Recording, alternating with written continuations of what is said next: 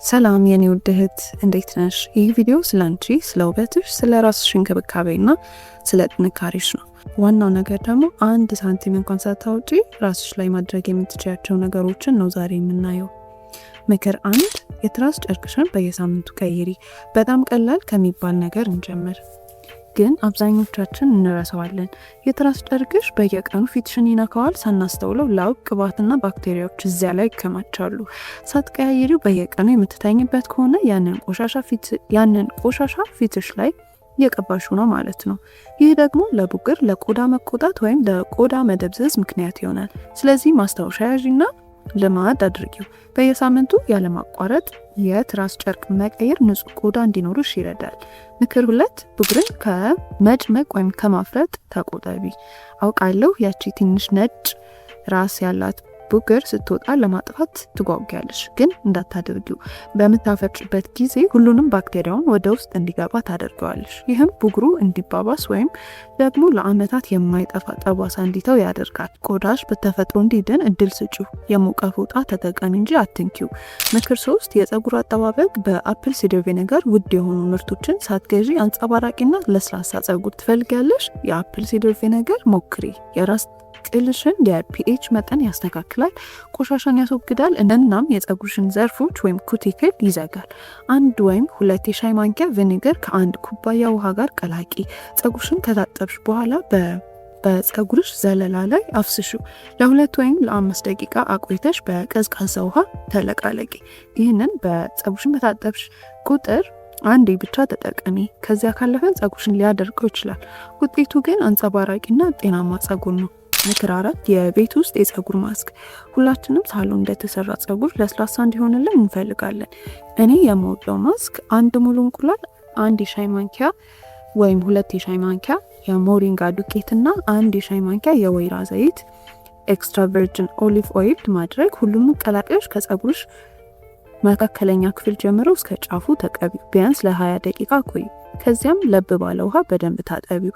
በሳምንት አንዴ ወይም በ2 ሳምንት አንዴ ይሄንን ካደረግሽ ፀጉርሽ ይበልጥ ለስላሳና ጠንካራ ይሆናል። ምክር 5፣ የፀጉር ብሩሽና ማበጠሪያዎችን በየሳምንቱ እጠቢ።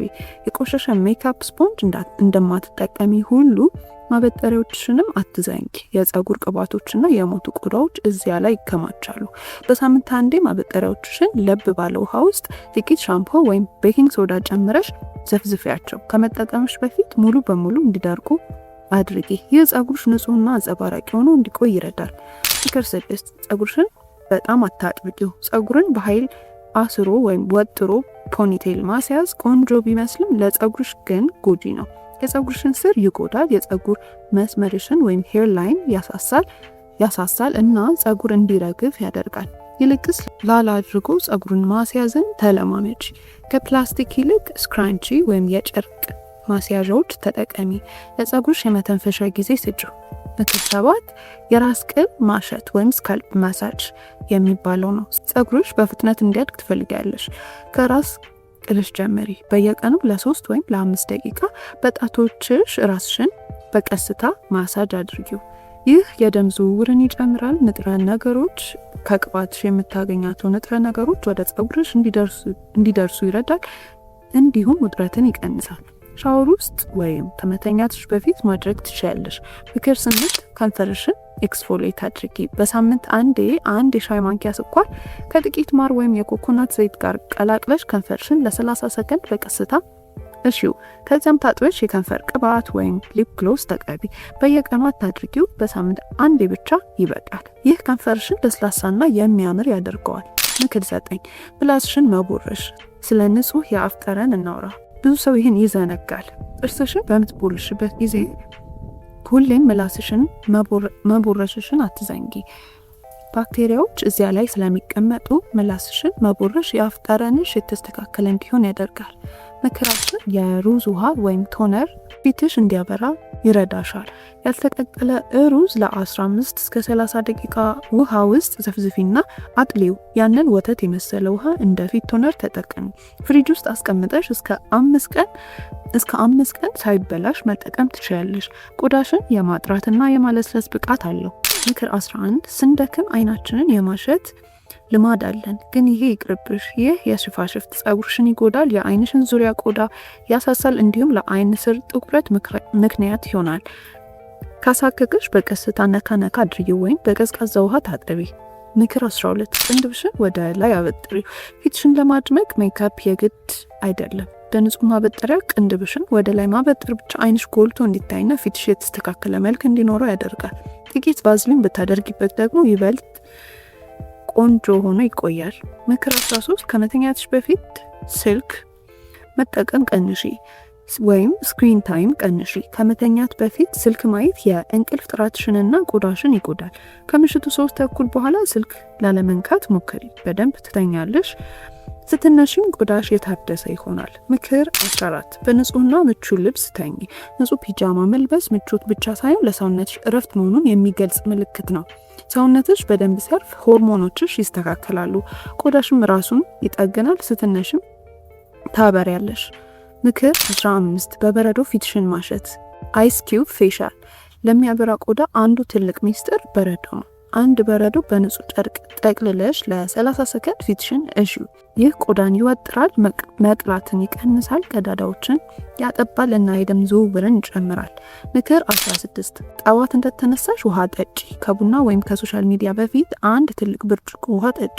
ሰውነትሽ ከ7 ሰዓት እንቅልፍ በኋላ ይጠመዋል። ውሃ መጠጣት ቆዳሽ ከውስጡ እንዲያበራ ያደርጋል። ጥቂት ሎሚ ብትጨምሪበት ደግሞ ሰውነትሽን ያጠራልሻል። ምክር 17 ለሚያብጥ አይን ቀዝቃዛ ማንኪያ። እንቅልፍ ካልወሰደሽ እና አይንሽ ካበጠ 2 የብረት ማንኪያዎችን ፍሪጅ ውስጥ ለ5 ደቂቃ ቆይተሽ አይንሽ ስር ጫን ጫን አድርጊያቸው። እብጠቱን ወዲያውኑ ያጠፋዋል። ምክር 18 ከመተኛትሽ በፊት እግርሽን ከፍ አድርጊ። ቀኑን ሙሉ ቆመሽ ወይም ተቀምጠሽ ከዋልሽ እግርሽ ፈሳሽ ሊቋጥር ይችላል። ይህ ደግሞ ፊትሽ ላይም ሊታወቅ ይችላል። ከመተኛትሽ በፊት ለ5 ደቂቃ ግድግዳ ላይ እግርሽን አስደግፈሽ ከፍ አድርጊው። ምክር 19 ጸጉርሽን በተፈጥሯዊ አየር እንዲደርቅ አድርጊ።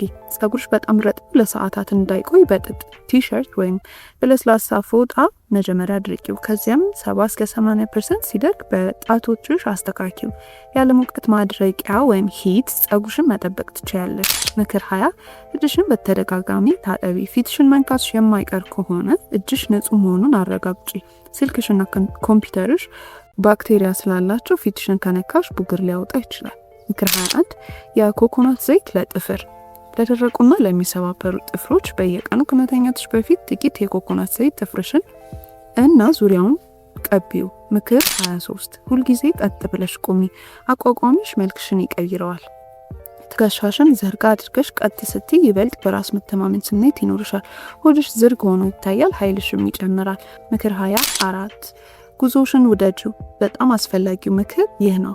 ጉዞሽን ውደጂው። ፍጹም መሆን አይጠበቅብሽም። ፊትሽን መታጠብሽ፣ ውሃ መጠጣትሽ፣ እነዚህ ሁሉ ትናንሽ እርምጃዎች ይደመራሉ። አንቺ ከማንም ጋር ውድድር ውስጥ አይደለሽም፣ ራስሽን እያሳደግሽ ነው እንጂ። ምክር 25 በየቀኑ ጠዋት መስታወት ፊት ቆመሽ ለራስሽ ፈገግ በይ። ይህ ምናልባት ቀላል ሊመስል ይችላል፣ ግን ትልቅ አቅም አለው። በጥልቀት ተንፍሽና በራሴ ኮራለሁ፣ ራሴን ወዳለሁ፣ ራሴን አከብራለሁ፣ በየቀኑ የተሻልኩ እየሆንኩ ነው በይ። በራስ መተማመን ልታደርግ የምትችይው ትልቁ ውበትሽ ነው፣ ደግሞ ሙሉ በሙሉ ነፃ ነው።